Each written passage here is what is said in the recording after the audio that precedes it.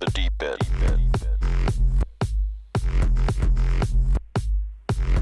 Steroids for your mind.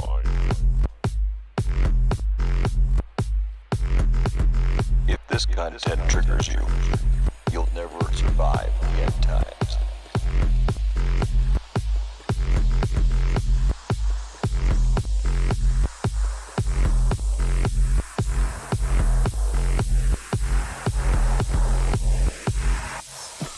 The deep end.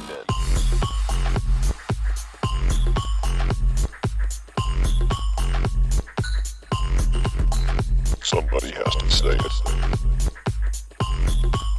The deep end.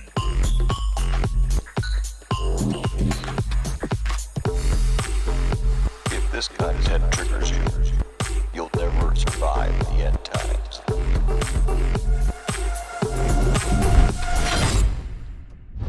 Today, I'm here to announce that I will be removing all of my programming from Spotify's platform until they take action to eliminate the misinformation brought to us by Joe Rogan. Canceling and censorship are the cornerstones of our democracy.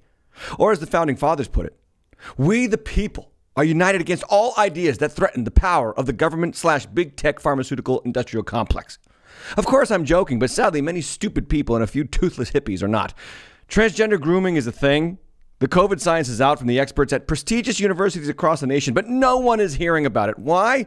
Because narrative. This is your favorite night of the week. This is The Deep End on Tim Hatch Live.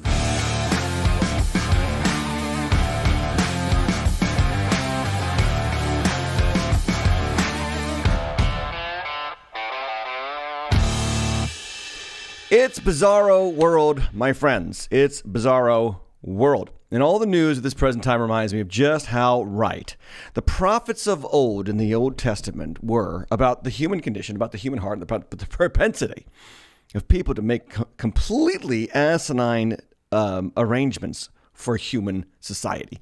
We are living in the days of Isaiah in more ways than one. We're going to get to that in just a moment. But first, would you do me a big favor and like the video? Preemptively. I know you might not even like what I say, but preemptively like it anyway.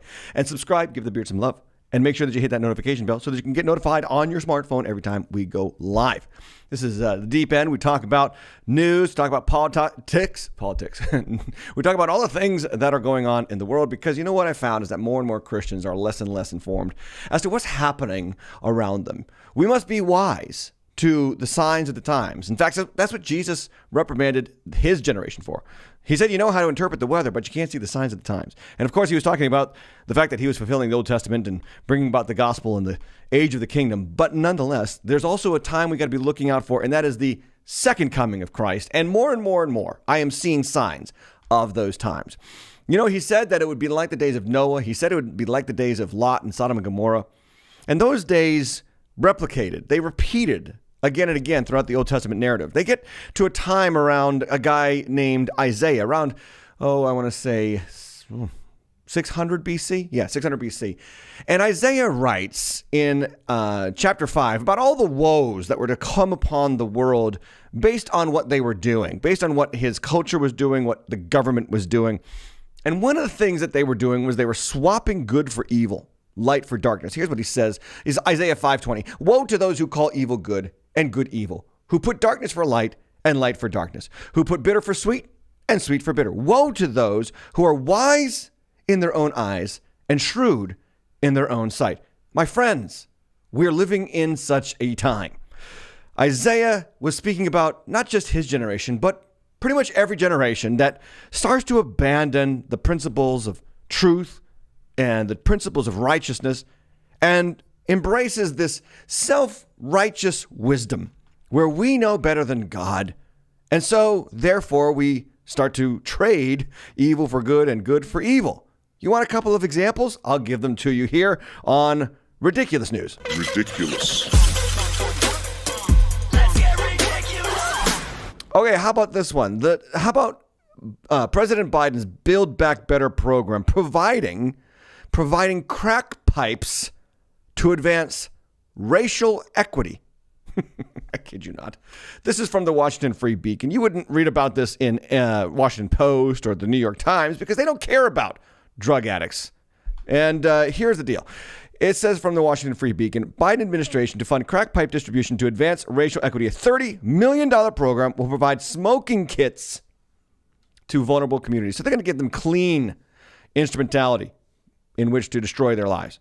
So $30 million is a grant program. It's going to provide pipes for users to smoke crack, cocaine, crystal meth, and any illicit substance. And the good news is that these kits will provide clean instrumentality, especially for the majority of quote unquote underserved communities, including African Americans and LGBTQ plus persons, as established under President Joe Biden's executive order on advancing racial equity. Now, this is important to know that the theory behind the handout has already been discussed in Reuters. It's got a lot of holes in it. It's the idea that giving meth pipes to drug users may steer some away from needles, which are far riskier than smoking and or sharing needles. But Reuters reports, rightly, that there's very little scientific evidence to support that claim, but the People's Harm Reduction Alliance, a privately funded needle swap group run by drug users, said it has distributed more than 1,000 pipes in Seattle in a matter of weeks and could expand to other cities in Washington state and Oregon. What did Isaiah say? Woe to those who call evil good and good evil. And these are just the beginning of what's going to continue to increase as we lose our flipping minds in our present generation. Imagine this: your tax-paying dollar, your tax dollars are going to go to fund a program to make sure that underserved, I don't even know what that means, communities, underserved in drug use, underserved in destroying their minds and obliterating their sensitivities.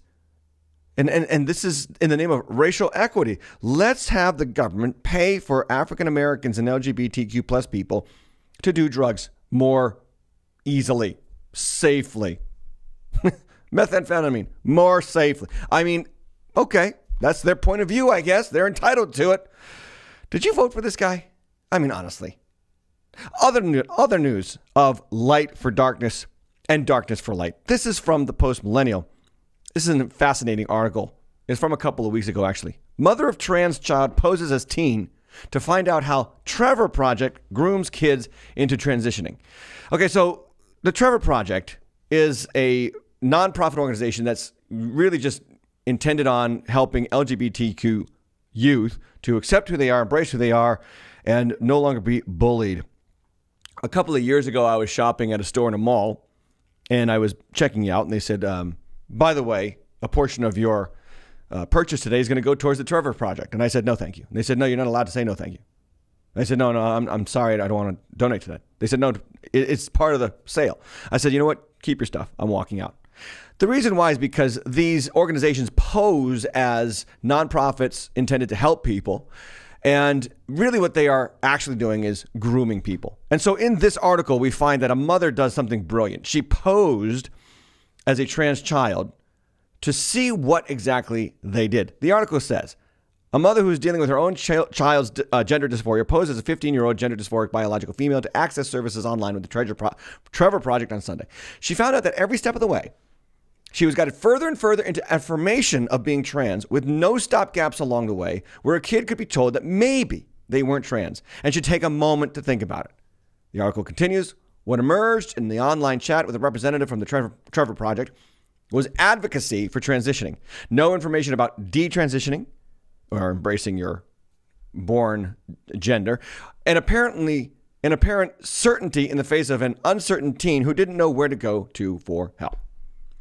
The Trevor Project guided Gloria to resources on hormones, including how to get them without parental awareness, chest binding, and an introduction into a community of teen transitioners.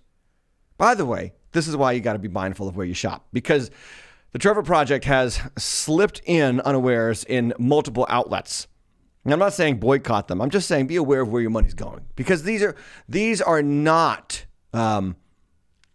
neutral organizations. They are intent, okay, on shifting the cultural narrative around gender, sexuality, even humanity, and family, into a completely confusing paradigm. By the way, this all happens as governments are criminalizing counseling someone out of the LGBT lifestyle. So a mother watches through undercover spying, if you will, the Trevor Project grooming her teenage gender dysphoric daughter into transitioning. That's perfectly fine. But Canada passed Bill C-4.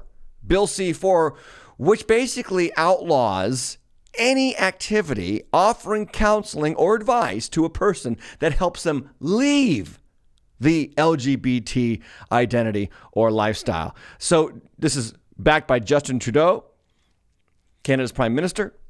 And this article states, this is from Life News, conversion therapy ban could result in parents being jailed.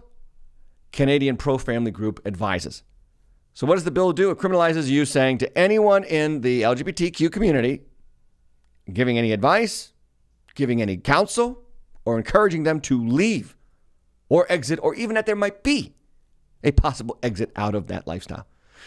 Some say, and some researchers and lawyers, for Christian defense organizations, actually claim that it criminalizes any speech from the pulpit, from the church, that says to the people who have unwanted same-sex attraction, they could repent and leave the lifestyle. So here it comes, persecution toward those who would convert toward the normative lifestyle of heterosexuality, one man, one woman, marriage, and sex at birth, right? Gender and sex, the same thing. Biological sex and gender, the same thing. That's criminal. But now perfectly allowable is conversion from that lifestyle or from that mindset to the opposite. See, what I'm trying to tell you is there's only one legal way to convert people.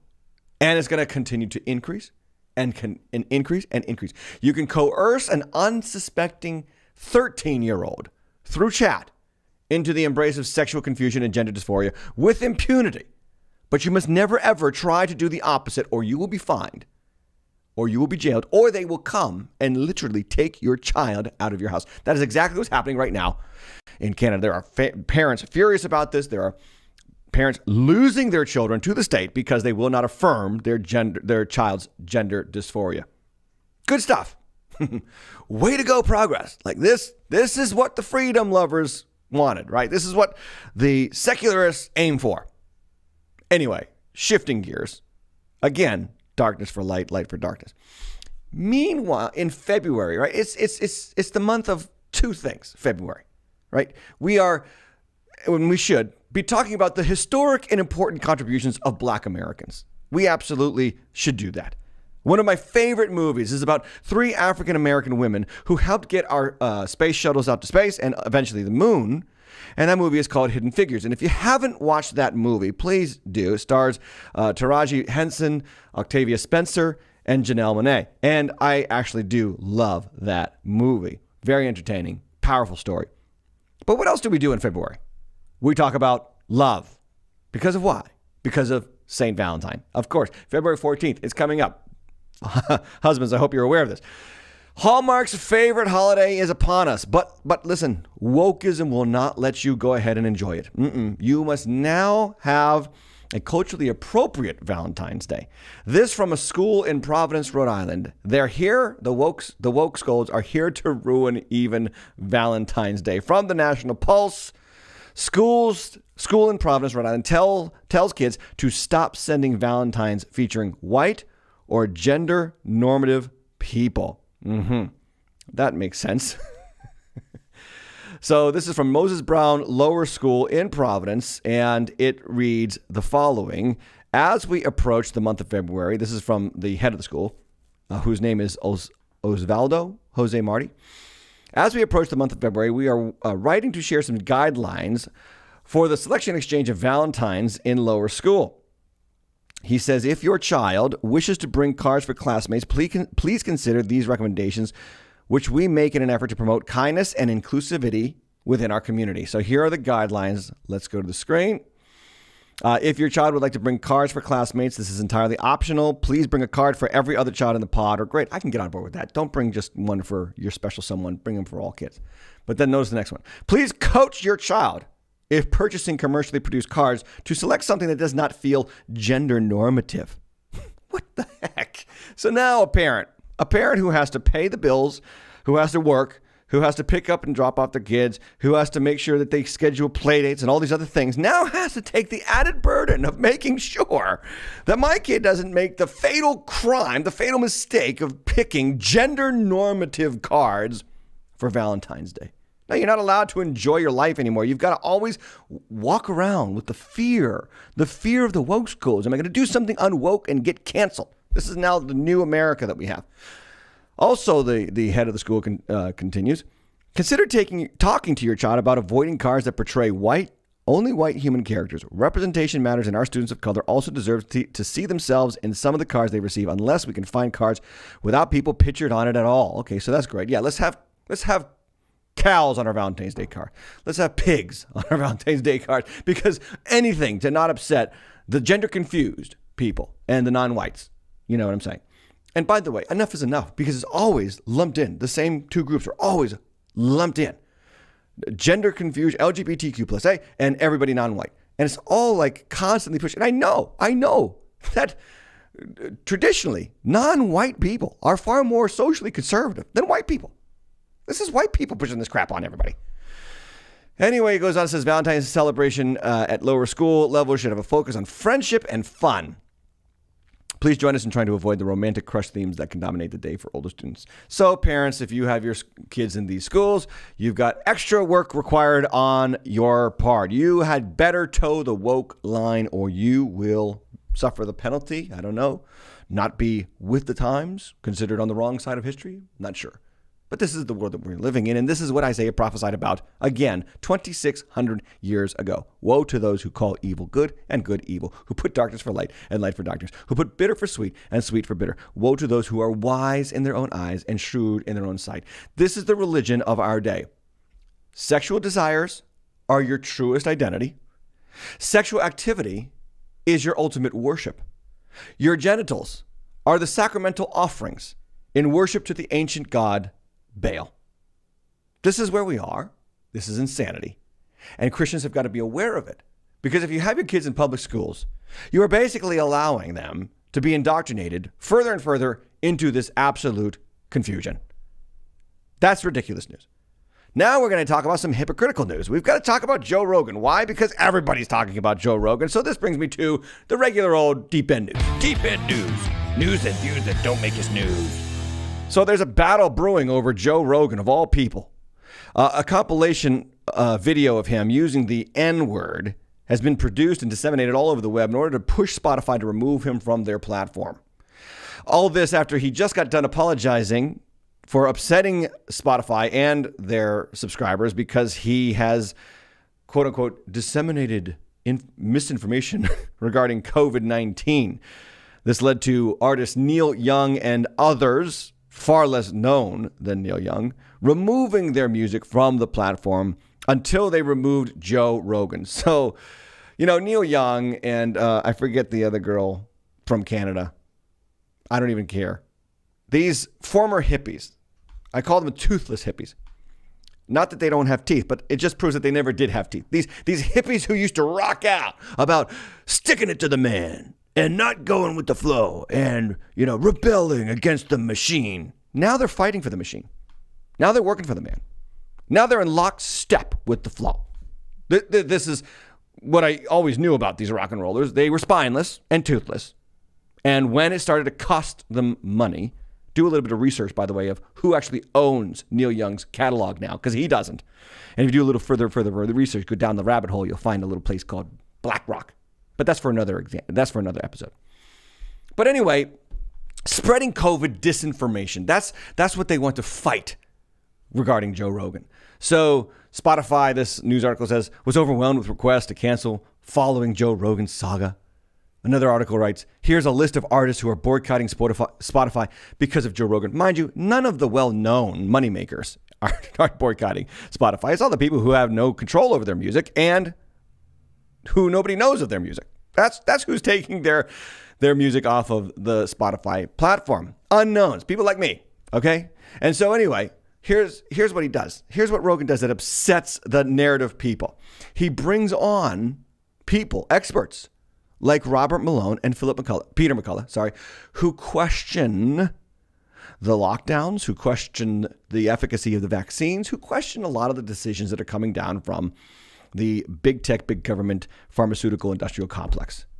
Yeah, people like Robert Malone. Robert Malone is a doctor and an inventor of the mRNA vaccination technologies. He used to work for the NIH himself, but now he's kind of bucked the trend, questioned the narrative.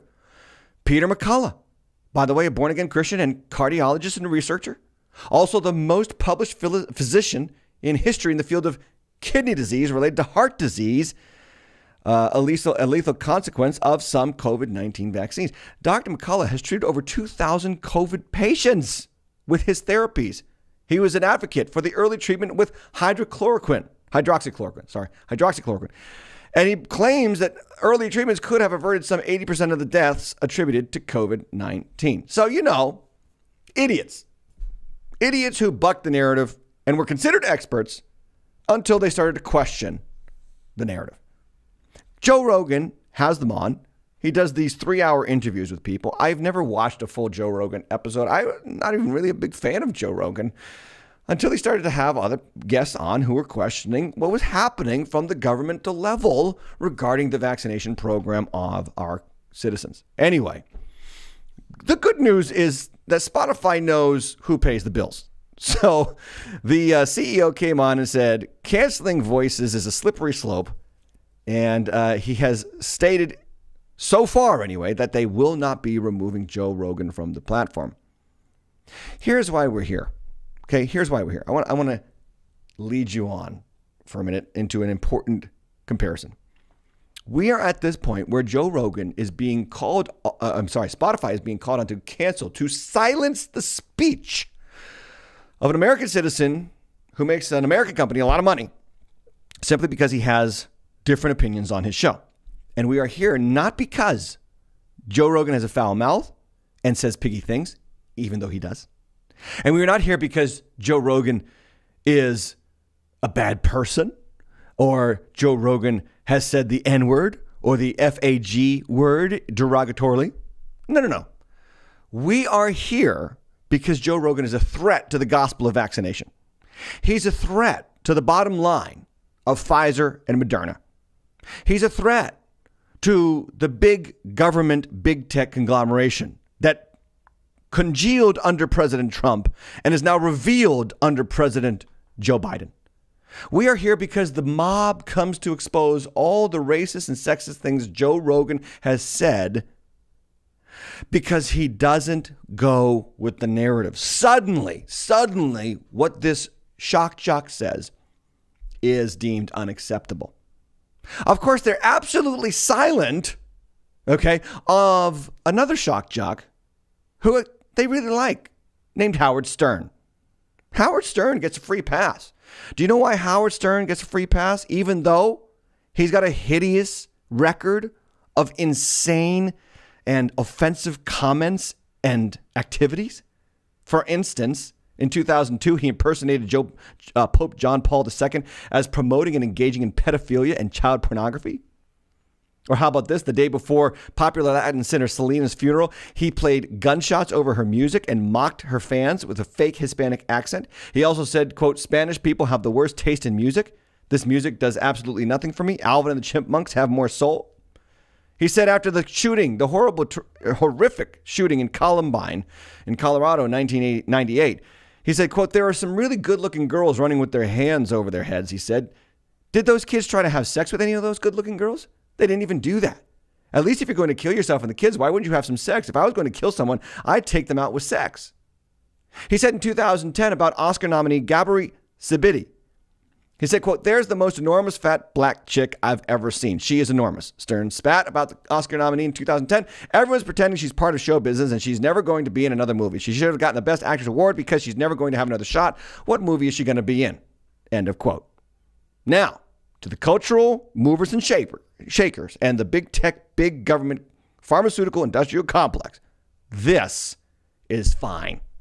We're not going to hold Howard Stern accountable to what he has said that has been derogatory toward black people, toward obese people, toward Catholics, toward Hispanics. No. Because he gets a free pass. Do you know why? Because Howard Stern has towed the line in regards to the vaccination and the mandates. He said to the unvaccinated, if he were in charge, he'd tell them to go home and die. He also told them to go F themselves. At one time, he said, F their freedom. I want my freedom to live.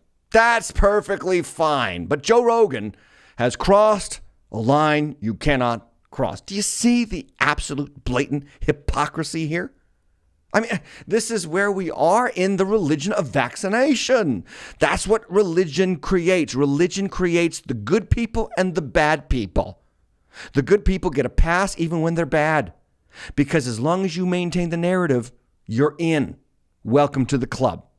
And you say, well, Howard Stern is not on Spotify. Okay, but Bill Cosby still is. Bill Cosby, who's a confirmed and convicted sexual predator who used drugs in his powerful position in society to take advantage of unsuspecting co-stars while his hit sitcom was still running and has now been released from jail.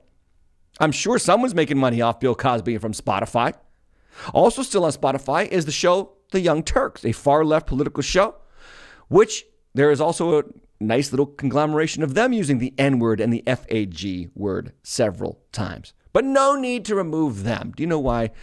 Because COVID vaccines. Because that's where this comes down on. You've got to take the jab or you are a threat to society. And who has determined this? The cultural elites. The people with the degrees who maintain the narrative and make sure to insulate themselves from any opposing views and to also ostracize anyone who dares question the gospel of Dr. Fauci. Ladies and gentlemen, wake up to it because it's getting worse and worse. At the same time, more and more exposure is happening with all of this nonsense. And I'm glad about that. And that's what this show exists to do. And so with that in mind, we've got to get to a little bit of, let's do today, deep end commentary on the theater of masking. When you don't know what to do, or what to believe,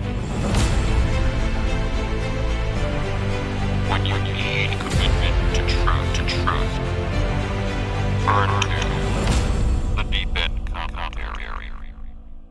Okay, today's deep end commentary. I might regret this one because I'm going to share some personal stuff. I hope you you know what? Be honest in the comments and let me know what you think. And if you haven't liked the video and subscribed and click that notification bell, do so right now. I want to get personal about something that just happened to me and talk about the absolute theater of masking. Let's just be honest. Masking is just theater. I know that technically Masks are not theater. But they are. Let's just be absolutely honest. So I went to Chipotle yesterday, actually, yes. And I went to one in Rhode Island, and I wasn't aware that this Chipotle required masks. So I walk in, maskless, and immediately get yelled at, like from behind the counter. You're going to put a mask on. So, all right, fine. I walk out. You know, I used to like Chipotle. So I went out, got a mask, came back in. There I am, mask over the nose, over the mouth, because you know what? If that's the rule, and I have respect for every organization that wants to run by their rules, you have that right. So if that's your rule and that's how I can get my burrito, I'm going to do it. Okay? I don't like it, but I'm going to do it because I like your burrito more than I hate wearing the mask. I walk in, mask over my nose, over my mouth. Then I observed and I saw several employees were unmasked from the nose, below the nose down. No, sorry, they were only masked from below the nose down. So their noses were sticking out over their mask. And I'm sitting there for 5 minutes. And you know what I decided to do? I decided to say something. And I think, you know, that airport lingo, if you see something, say something. I think it's time. I think it's time that we who have some rationality to our minds start to say something. If you see something, say something. So I said something. And I went up to the counter and I said, you know, not for nothing, but I've got my mask on. And several of your employees have their masks below their nose, and most of them are working with food. And immediately they were like, oh, I'm not a manager. Call the manager. You got to talk to the manager. I said, all right, fine. Can I talk to your manager? So the manager was one of the persons making the food. And I said, oh, she came over. And I said, and I started to just say something, but she'd already heard me say it. And she just went like this. This is a Chipotle manager. I don't want to deal with this right now. That's what her response was. All these young people, I feel bad because they're making very low wages and they're, probably worked very hard. But, it started to get heated because I was just kind of mad. Here I am being forced to run out and get a mask, wear a mask properly, and you're not even living up to your own rules. Do you know why? Because this is a theater. This is a theater, regardless of what Dr. Fauci says. So eventually it was starting to get a little bit heated. And that's when I did what every one of us needs to start doing. Whip out your weapon. This is your weapon right here. I took my phone and I just held it like this and I put it in video mode and I started to record. Because just in case, because you got to think about this. This is where we are now. If you get into these conflicts, it could go poorly and somebody else might record you. Well, you got to have your own defense witness. Heaven forbid something horrible happen. So anyway, here's what happened. Here's the video. I hope I don't regret sharing this with you. You want to cancel my order? I mean, we're not going to make it for you if you're yelling at us. I'm not yelling. What I'm saying is very clearly, you tell me to get a mask, I get a mask. I come back in. 2 of your employees today had their mask below their nose. 2. Okay? And she still does. And she's working with food. I wear my mask. I don't have a mask. That's wonderful. You asked me to get a mask immediately. I go get a mask. You wait on the side over there and we'll bring it to you. You asked me to get a mask though, I got a mask. Can you wait on the When side and we'll 2 bring of it your to you? employees had no mask. Please wait outside, sir. We'll bring it to you. Yeah, so anyway, then they kick me outside, but I don't go outside. I'm like, no, there's no law about me getting my food outside. And by the way, it was like 30 degrees out and snowy and gross. So I'm not going to go outside and wait for my burrito. Anyway, just filmed a little bit more just for evidence. Real people with their masks below their nose, working with food. Tell me that this is not theater. It's theater. It's theater. It's just insanity at this point, and it needs to be exposed, and we need to start saying something if we see something. Meanwhile, the science is out, and even health expert Leanna Wen from CNN finally admits what normal people already know, that masking is not necessary. We should no longer worry about masking the kids. But interestingly enough, they're still getting masked. These poor kids are going to school with masks on. And this picture was taken last week of former gubernatorial candidate in Georgia, Stacey Abrams, who visited a school, public school, then sat for a picture after visiting the school with several children all surrounding her. And this picture cropped up and flew all over the internet for obvious reasons. Rules for thee, and not for me. This is what you get in a religion. In a religion, again, you make exceptions for your high priests. In the religion of vaccination and COVID narrative, as long as you have the right political alignment, you are exempt from your own rules. Or take former President Barack Obama, who is building his second seaside mansion, this time in Hawaii, as one in Martha's Vineyard right on the shore. And now he's building another one in Hawaii. And he was meeting with contractors the other day and some people snapped some pictures. And guess what? He was the only one outside not wearing a mask. All the contractors, all the workers surrounding him. And he's the one and building him I'm sure a palatial house on the shores of Hawaii, while he's also one of the loudest advocates for changing your lifestyle, using less gas in order to combat climate change so that he can keep his houses close to the shore. Now, I don't have a problem with Barack Obama building mansions. He's worked somewhat hard, I believe, and he's made a lot of money. Good for him. I have a problem with the double standard. I have a problem with the hypocrisy. Wherever you have religion, by the way, you have some measure of hypocrisy. So we should not be surprised. But this is our present clown world. This is Clown World 101.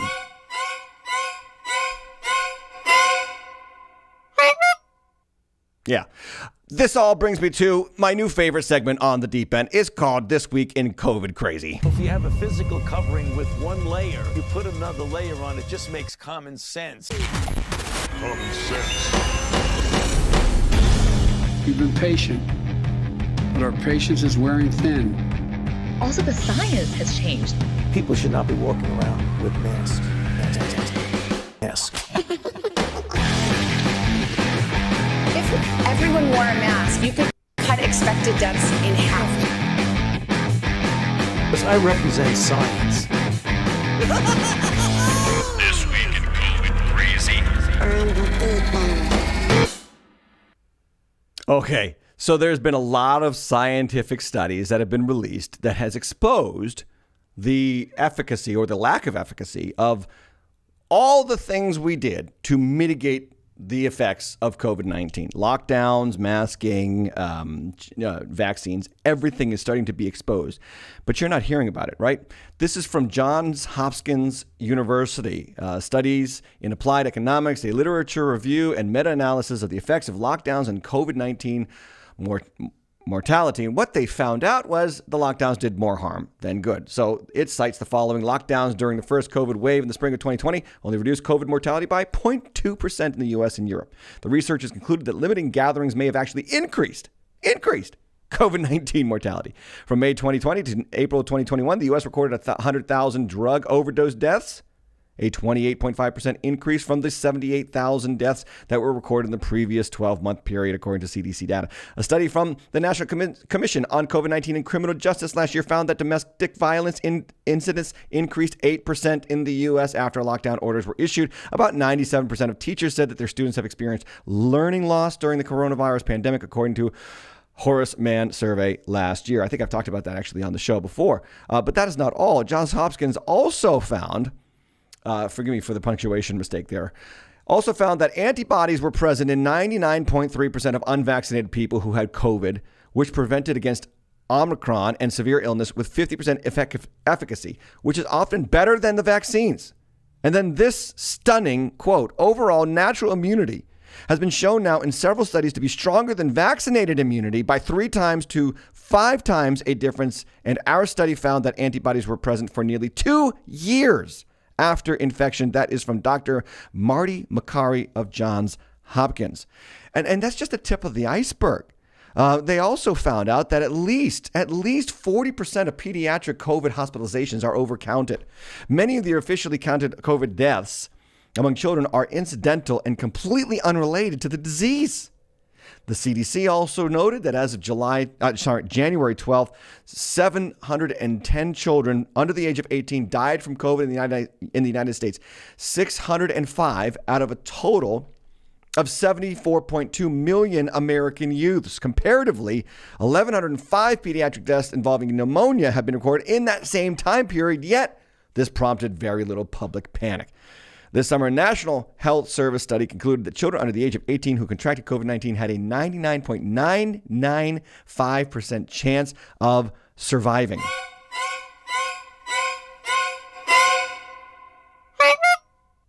Yeah, and it goes on. This is from a Harvard-led study of 68 countries and over 2,000 U.S. counties. Found no correlation between COVID cases and vaccination rates. There appears to be, this is a quote, there appears to be no discernible relationship between percentage of population fully vaccinated and new COVID-19 cases. Counties with higher percentage of population fully vaccinated have higher COVID-19 cases per 1 million people. And on and on and on, the research has found, the scientific research from Harvard and Johns Hopkins University and the CDC has shown that everything that we've done has done very little to mitigate this crisis.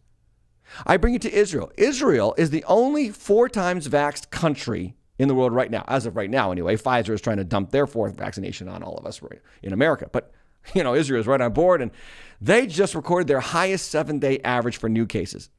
4 shots, 4 jabs, highest 7-day average for new cases in January 2022. What about deaths and hospitalizations? Isn't the vaccine supposed to stop at least that? Nope. The following picture has the new cases right next to hospitalization and patients in ICU and new deaths per 1 million. And at the end of each of those charts, you see the rates are dramatically increasing in the only country with 4 shots in the arms of over, I think, 60% of its population. What happened, ladies and gentlemen, to the vaccine working to prevent hospitalization and death? The CDC also reports that close to 80% of people hospitalized for COVID were overweight or obese. Okay, I got to just stop doing it because I'm going to just use it all day. British Journal of Sports Medicine reports that compared to active people, those who exercised 150 minutes or more every week, patients with COVID-19 who were consistently inactive were 226% more likely to be hospitalized, 173% more likely to be admitted to intensive care, and 149% more likely to die. So this is, what we did was we shut down the gyms, we closed restaurants, we told everybody to shelter in place, and everybody just sat, watched Netflix, and ordered from Amazon for several months. Some people are still doing that today. And no one cares to talk about the scientific research from respected scientific studies. What you're going to see right now below this video, I'm sure it's there already, a COVID little disclaimer of COVID information right now. Isn't it there? It's probably there already. By the way, since it's there, why don't you like the video, subscribe, and hit the notification bell? But you're not hearing about any of this stuff from the news media, right? You don't hear this from anyone except people like me who are willing to share it with you. And there's a few other people who would do it. But CNN, MSNBC, the New York Times, Washington Post, they've completely avoided these studies, these findings from reputable universities and scientists and researchers on the ineffectiveness of lockdowns and COVID mitigation strategies. Why? That's got to be your question. Why don't they want you to realize that lockdowns didn't work? We all hated them. Why don't they want you to understand that masks don't work, which we also all hate? Why do they insist on not telling you the truth? Because it's a religion. It's rules for thee and not for me. Just shut up and put your mask on. That's exactly what it's all about. And wherever you have religion, you have hypocrites. You have a ruling class that is exempt from actually living out the faith, and no one is willing to stand up and say something. Well, I am. And I am because Jesus was. When Jesus saw hypocrisy in Judaism, he called them out on it. It's what got him crucified. Maybe that's why a lot of people don't want to stand up. Maybe that's why a lot of people want to avoid the cancellation mob at all costs, and will even abdicate their values and their beliefs over because it's better to just at least live than to get crucified by those you're supposed to live with. That's not the heritage of the Christian church. The Christian church should fight for truth in every arena of human existence. Why do I, as a pastor, talk about this stuff on this show? Because I'm a Christian, and Christians love truth, and we are committed to sharing it when we see it. If this stuff worked, if lockdowns worked, if masks were helpful, I'd be the first person to stand up and fight for these things. But we know they don't. Now it's all being exposed, and we need to tell people the truth. And unfortunately, in our country, in our culture, I believe, and I really do believe this, biblical expositors, people who take the scriptures literally and who follow Jesus, are the last bastion of truth-telling in our country. Does Jesus have a dog in this fight? Yeah, I think he does. In entertainment news, and I leave you with this. In entertainment news, the Daily Mail reports that comedian Heather McDonald apologized to her fans from her hospital bed after collapsing on stage and fracturing her skull during a stand-up routine.